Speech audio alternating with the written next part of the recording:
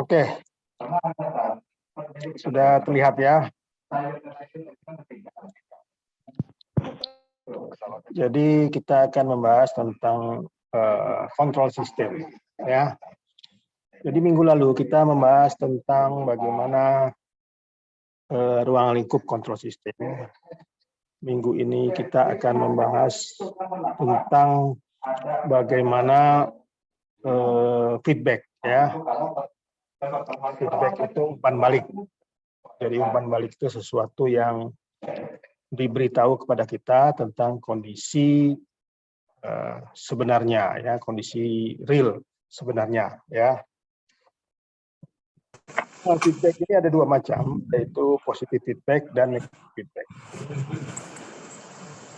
Positive feedback adalah seperti ini, jadi dari R itu ada namanya penambah, ya, penambah, operator penambah. Lalu diteruskan dikali G, jadi di sini R kali G, ya. Kemudian sama dengan CS, tapi di sini ada feedback. Feedbacknya itu dikembali ke H. H ini sensor, ya, model dari sensor. Kemudian kembali lagi positif.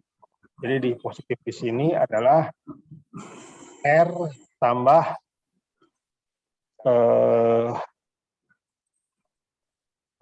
RG, ya,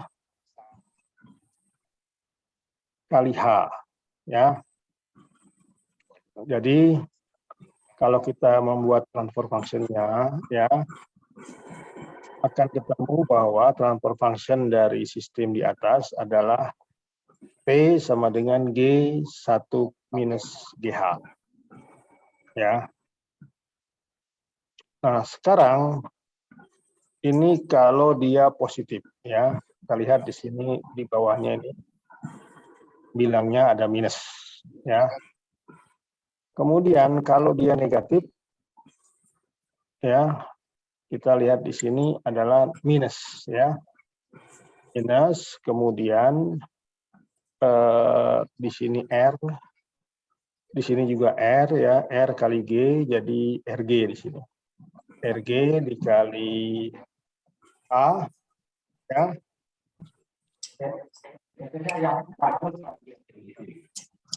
Ya, ini CS, ya.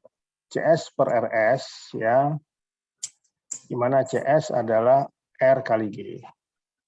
Ya, di G ini dikali R minus GH, ya. Lalu kalau kita turunkan, ya, persamaan ini, maka kita mendapatkan persamaan transfer function, yaitu perbandingan antara output dibagi input, CS dibagi RS adalah G per 1 plus GH. Mana T-nya itu transfer function, yaitu perbandingan output dibagi input, G adalah gain, ya, gain itu penguat, ya, dikali biasanya. Kemudian H adalah feedback, ya, gain dari feedback. Nah, setiap sistem itu bisa terdiri dari dua macam ini blok diagramnya, ya. Ada yang positif, ada negatif. Kemudian efek dari feedback. Bagaimana efek dari feedback, ya? Kalau untuk positif, efek dari feedback dia akan 1 minus GH, ya. Kalau negatif dia 1 plus GH, ya. Jadi kalau begitu, kalau di sini transfer function-nya, kalau kita anggap G-nya 1000, ya, maka T ini akan lebih kecil dari 1, ya.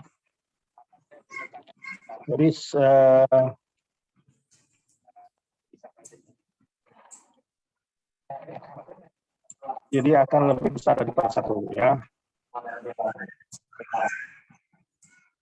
Tapi kalau ini, kalau G-nya kita buat 1000, maka T-nya lebih besar dari 1.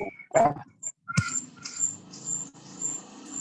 Jadi kalau dia lebih besar dari 1, artinya output akan lebih besar daripada input. Jadi artinya dia sulit untuk mencapai kesetimbangan, ya. Nah, di dalam feedback ini kita bicara sensitivitas. Sensitivitas adalah berapa perubahan input yang mempengaruhi output, ya. Atau disebut juga persamaannya dt per t. Jadi perubahan transfer function terhadap perubahan gain, ya. dt per t dibagi dg per g. Jadi persentase perubahan t dibagi persentase perubahan g. Nah, sensitivity ini ditulis dengan kalau kita ikan pembagian bisa kita tulis menjadi seperti di bawah, ya. Jadi dt per dg kali g per t. Nah, untuk persamaan yang feedback negatif kita masukkan harga t-nya. Harga t adalah g1 plus gh, ya. Kemudian t kan ini, ya. T ini kita masukkan ke persamaan ini, ya. Persamaan ini kita dapatkan ini, ya. Lalu dt per dg itu sama dengan turunan daripada g, t-nya kan g1 plus gh. Kita harus turunkan diferensial parsial ini. Ya, kalau diferensial kan berarti u dibagi v turunannya adalah u aksen dikali v dikurangi v aksen kali u dibagi v kuadrat, ya. Kita dapatkan sensitivitasnya adalah seperti itu. Kemudian dari persamaan kedua, ya, persamaan kedua yang ini, ya, nih T per G, ya. T per G itu sama dengan 1 plus GH. G per T sama dengan 1 plus GH. Kemudian kita masukkan di persamaan ini, dt per dg adalah ini, lalu G per T adalah 1 plus GH, maka kita dapatkan sensitivitas adalah 1 per 1 plus GH. Jadi sensitivitas itu berbanding terbalik dengan 1 plus perkalian antara gain dengan gain daripada plan dengan gain daripada feedback, ya. Jadi sensitivitas akan selalu lebih kecil daripada 1, ya. Sebentar, saya ada telepon. Oke, saya lanjutkan tentang feedback, ya.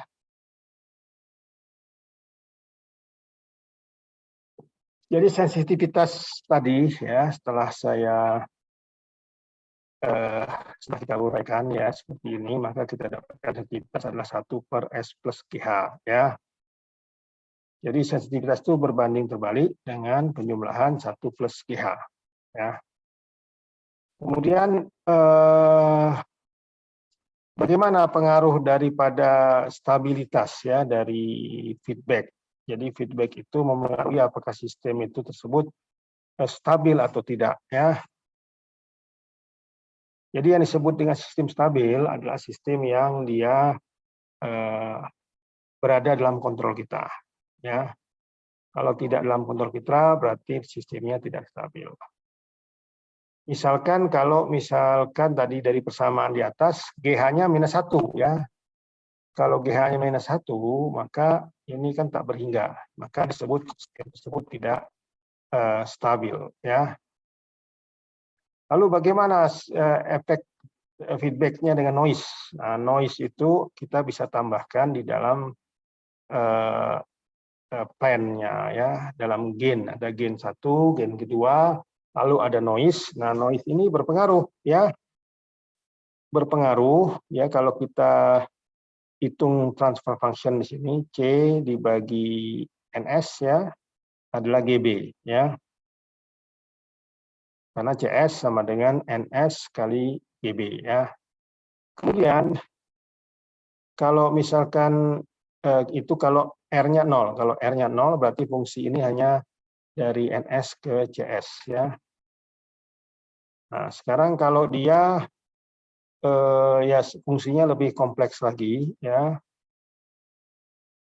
Kalau RS-nya 0, maka sama. Jadi NS, GB, CS, tapi dia ada feedback H ya, dikali H, lalu di sini dia tidak ada RS, tetap GA, ya. Lalu kita dapatkan CS di sini. Sehingga CS per NS sama dengan GB per 1 plus GA GBH. Ya. Ini kalau R-nya sama dengan 0, maka kita bisa melihat dari perbedaan antara persamaan 7 dengan persamaan 8, ya, bahwa pengaruh noise itu bisa kita kurangi, ya, dengan faktor 1 GA, GBH kalau kita memiliki feedback. Jadi fungsi feedback di sini, ya, dia akan, kalau ini sistem tidak ada feedback, maka CS per NS-nya GB ya, tapi kalau sistem dia ada feedback seperti ini, maka CS per NS GB per 1 plus GA GBH. Jadi dengan adanya feedback, dia ini akan menjadi lebih stabil karena dia pasti lebih kecil daripada 1, ya kan? Nah, inilah fungsi daripada feedback itu. Jadi feedback itu ada fungsinya. Oke, sampai sini apakah ada pertanyaan?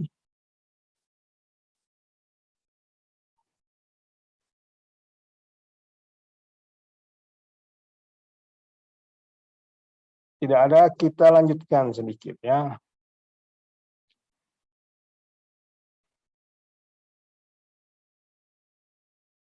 Nah, kita sudah belajar tentang bagaimana feedback ya. Feedback itu berguna ternyata.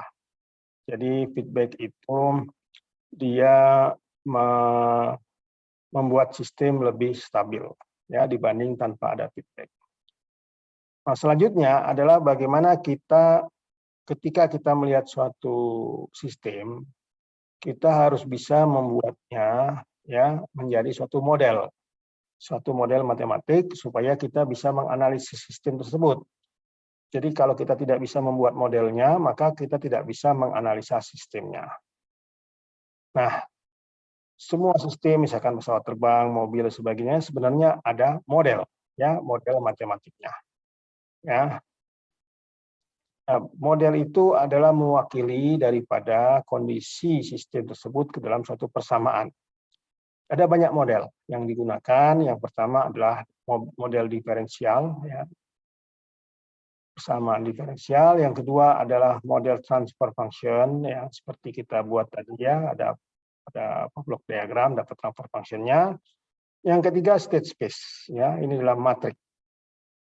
Nah, untuk yang pertama differential equation, itu dia menggunakan dasar-dasar, misalkan persamaan diferensial, ya, dia pakai dasar-dasar dari mekanik, ya, dasar ilmu mekanik atau dasar ilmu elektrik, ya. Setelah itu dapat persamaan diferensial, lalu kita cari solusinya, ya. Misalkan seperti ini, ya.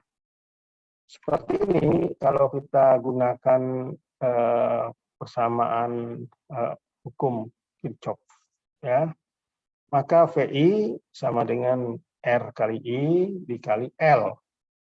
L itu tegangan di L adalah tegangan L kali turunan daripada arus, ya, DI per dt ditambah VO.